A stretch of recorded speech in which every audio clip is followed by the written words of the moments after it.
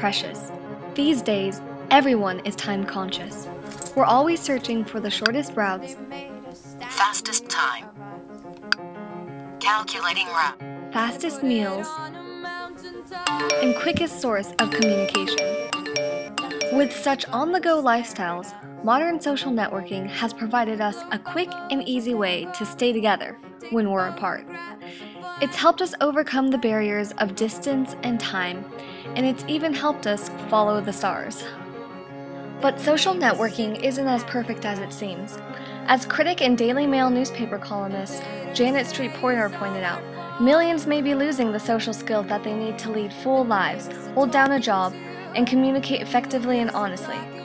Moreover, neuroscientist Susan Greenfield claimed that social networking sites can harm a child's brain, with repeated exposures effectively leading to the brain being rewired. Never fathoming that something so ingrained in modern society could receive such negative criticism, my own curiosity for the pros and deltas of social networking arose. I carried this curiosity with me to Berlin, a city so advanced technologically that they even have cell phone service in their subways. While in Berlin, I asked my fellow EF Global Citizen scholars what their thoughts were. Everyone's communicating, it's just how we communicate. And I think learning, new and innovative ways to communicate, and I think that it's really great. Myself and a lot of my friends and people I've met on this awesome Berlin trip are all the kinds of people who use Facebook as like an accessory to like improve their communication with other people. It comes to a point where you're completely neglecting your friends and family, then you have a problem. It really forces you to think about who your audience is, and it really forces you to communicate in a way that will really either like work for your audience, like you don't want your mom to see all your inappropriate posting. That's one cool thing about social media, is it really forces you to be versatile in how you communicate with other people. They had interesting thoughts, but I wanted to know what social networking sites the Germans were using, and whether or not they believed it was good or bad. Generation has changed, but I don't necessarily think it's a bad thing. It just grows. It grows with the internet and just the modernization of the world, I guess. Sometimes a bit overused because people just learned how to contact with real people. Overuse, it's useful, but I think it's overused, and I don't think that human really needs it. I think it's okay to have contact with friends which you don't see every day. It's good because I can stay in contact with other people, because I was half a year in New Zealand, and so I can still be in contact with them. So it's good. It's useful to keep in touch with people all over the world, but actually you don't need it, I think. After collecting all the data, I discovered that the two most popular social networking sites in Germany are Facebook and Skype, which makes sense because Facebook is the leading international social networking site, and Skype was originally founded in Luxembourg.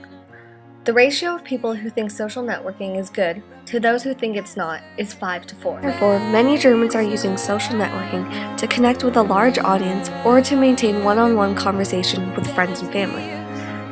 Although the majority ruled in favor of social networking, there was a good portion of Germans who believed that social networking was overused.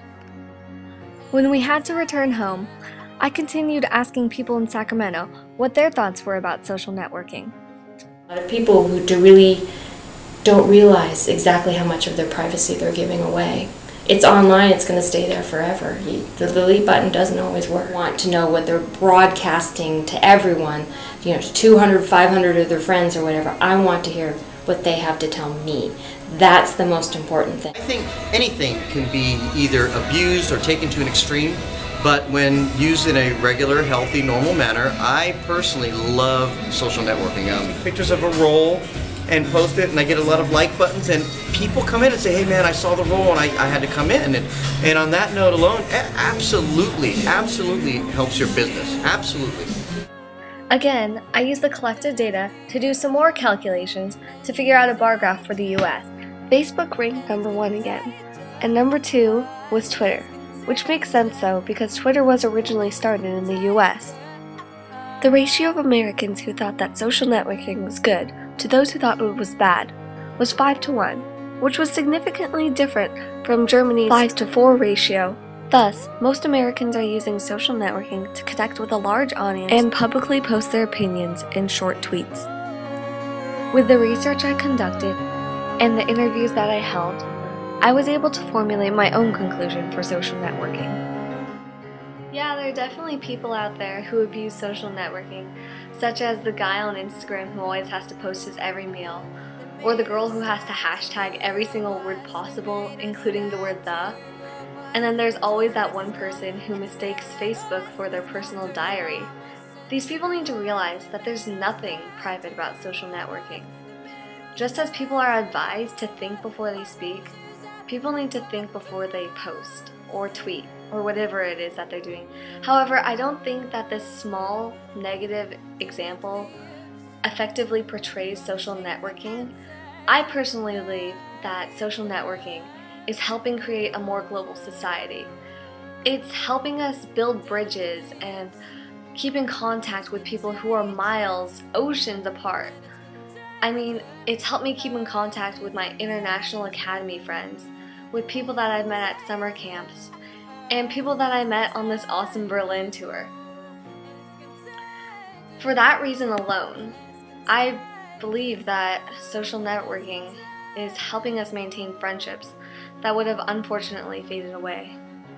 No doubt the generations have changed, but I don't think that it's a bad thing. This is progress towards a more global and educated society. Social networking won't disconnect society as long as we know when it's appropriate to use and when it's time to put it down.